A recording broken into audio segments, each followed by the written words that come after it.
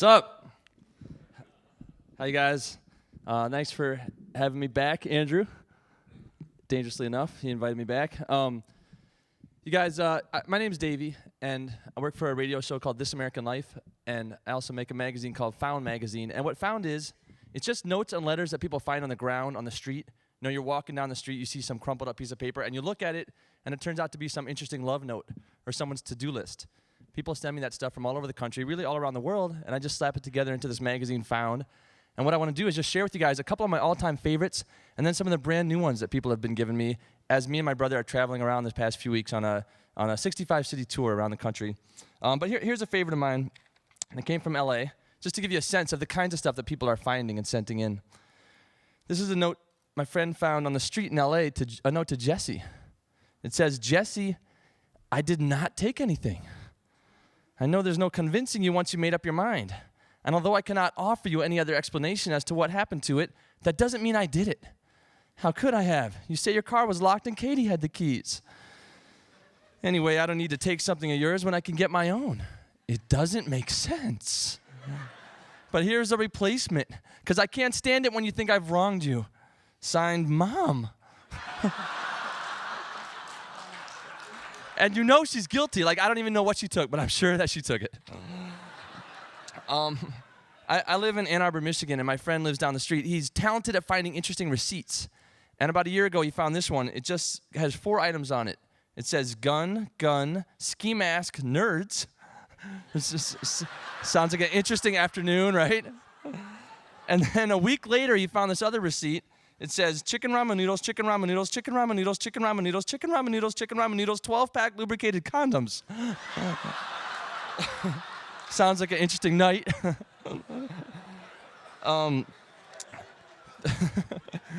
This one, you know, and you can find this stuff anywhere. My friend in Grand Rapids, Michigan found this one in an alleyway. And what it is, it's like, look, if you are applying in the state of Michigan for unemployment benefits, you write a letter to the state, and then, you know, they'll respond. You explain, you have to legitimately be laid off. You can't quit a job, you can't get fired and hope to get these checks. Well, what was found, it seems like this guy wrote a letter to the state of Michigan, and then my friend found this very official-looking bureaucratic letter response from the state of Michigan. And it says, "Dear Mr. McLennan, your employer has not indicated that shortages was your reason for discharge. Stated that you played with matches and set fire to paper in a trash can, set fire to reports, wrote obscene graffiti on the paperwork, calendars, and posted signs. You engaged in horseplay, pouring ammonia on dry ice in the back room, which caused the dry ice to explode. You twirled a broom and hit a customer in the head. Signed, Mr. Hartline." That guy's not going to be getting checks anytime soon, I don't think. Here's one from the new issue, Found number 5. It just came out a couple weeks ago. And this is a little contract found in San Francisco. It says, "I, Nicole Kersbergen, state herein that upon my death, Timmy Smith has all legal rights to my skull." So I wonder, like, what was that conversation like, you know? Trying to negotiate the terms of that one. Here's one found in Van Cleve, Mississippi, Death Walkers. And this is like, if you've ever been applying for a job or like a PhD program and they're taking notes, you know, during the interview process, you're talking to them, it fucking freaks you out, right? So this kid is applying for the Death Walkers, and at the bottom, it's got these like notes from the selection committee. So it says, "Death Walkers, I, Levi DeLuke, solemnly swear that I will be faithful to the Brotherhood and uphold the reputation of the Death Walkers. I also agree to take honor of standing in for another member.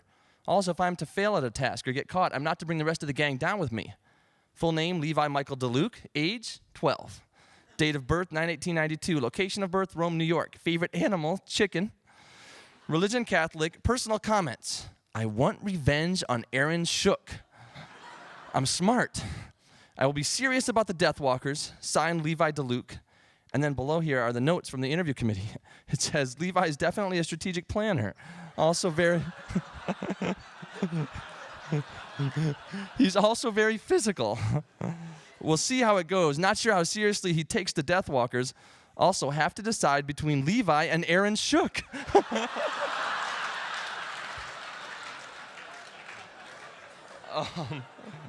You know, one thing that... I'll take Levi. Well, people find a lot of to-do lists and send those in to us. Here's a one-item to-do list. It came from Las Vegas, Nevada. It's written on stationery from the Palms Casino. Just one item. It says, "Must win money." And then, you know, my brother and I were doing this 65-city tour right now, and the joy of it is people in every city give us these amazing finds. And in Burlington, Vermont, a couple weeks ago, this woman gave me this amazing to-not-do list. The to-not-do list. It says, on this yellow piece of paper, she found it. Do not spend money on anything except clothing for winter and Halloween, grocery items, Sarah's birthday dinner, sushi, metal show, and the movie Kill Bill. Save all other money. Do not fall in love with any strangers. Do not procrastinate the trip to Japan. Do not eat junk. Any form of potato or corn chips. No Fritos, no Lay's, no Ruffles, no Cape Cod, nothing. Do not start another tab at work. Do not fret over Wendy, or in any case, being alone. Do not borrow money from mom. Do not eat at Oasis or any shit food place. Do not watch pornographic movies. Do not masturbate. Do not masturbate.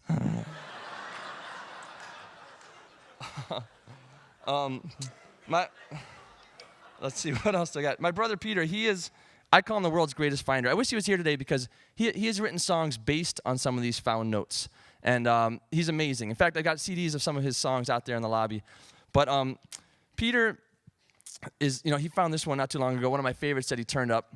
And it's a little handsome-looking sign. It says, after leaving the building, please lock this door. It will prevent unauthorized people from entering the building and defecating in the washing machine. Many thanks. And Peter, I always ask when you send in your finds that you write one line of interpretation or response, whatever your initial reaction is to it. And so about this one, my brother, Peter, he says, please note that those who are authorized to defecate in the washing machine will be given a key for entry. All right. You know what? I'm going to pass these around. This is a list of all the cities we're going to. Does anybody here live in the United States? Yeah? 2 of you. Pass these around. These are all the cities we're going to. We were in Salt Lake City last night. We're going to be in Seattle tomorrow. We're going to California, Texas, everywhere around the country. We were in Omaha visiting Rivka at the Omaha Public Library not too long ago. Let me pass these around real quick.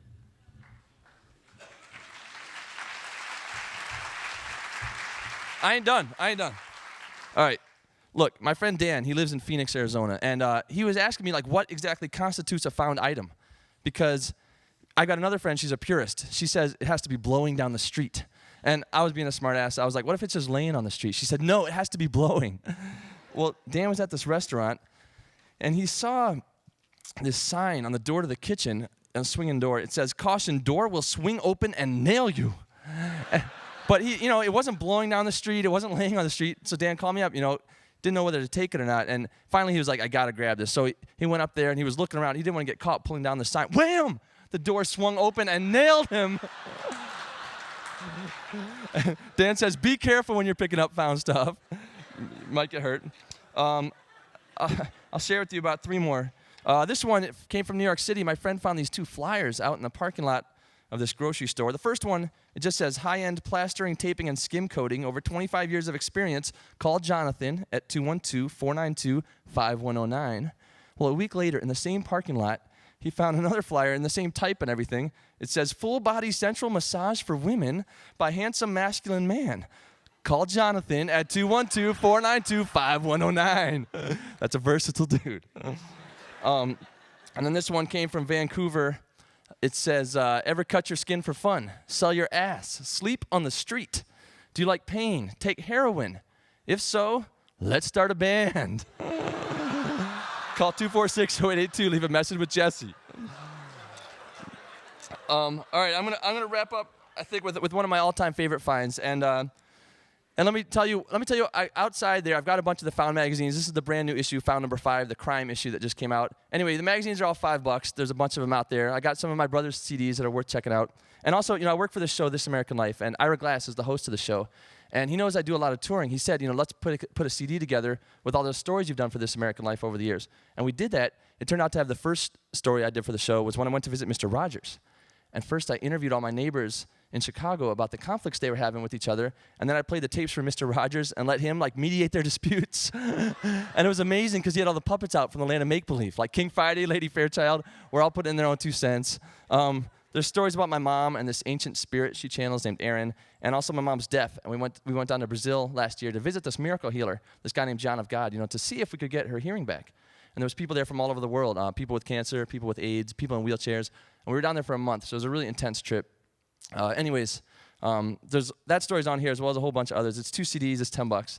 Grab a copy out there, man. I really appreciate it. Let me read you this last find, probably my all-time favorite, and I want to give special thanks to our hosts, Andrew, Lily, everyone that's involved with PopTech. They work so hard to bring us here, and all the people that work here at the Opera House. Let's give them some love. The man. Yeah. And there's mad people right behind the screen working even, so thank you to everybody who's involved with PopTech. Let me read you this one of my all-time favorites. And what's so cool is that as we travel around, we get to meet the people who have found this stuff and send it in to us.